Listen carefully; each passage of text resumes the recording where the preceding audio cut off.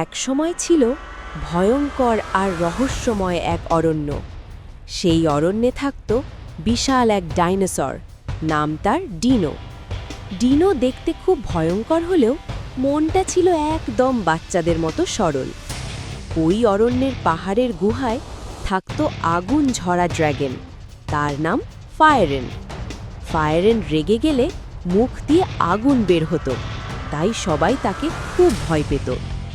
আর অরণ্যের সবচেয়ে চালাক ছিল এক সাপ, নাম নাগু। সে ফিসফিস করে কথা বলতো আর সব সময় দুষ্টু বুদ্ধি করত। একদিন নাগু ভাবল,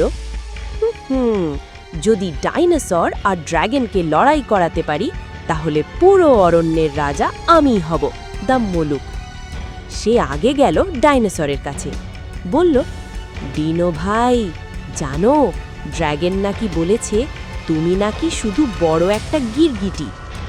ডিনো রেগে গিয়ে গর্জে উঠল, গর, আমাকে গিরগিটি বলেছে?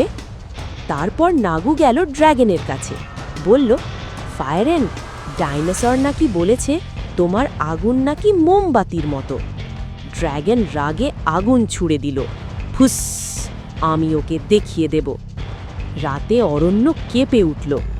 ডাইনোসর গর্জন করছে, ড্র্যাগন আগুন ঝাড়ছে, সব প্রাণী ভয়ে লুকিয়ে পড়ল।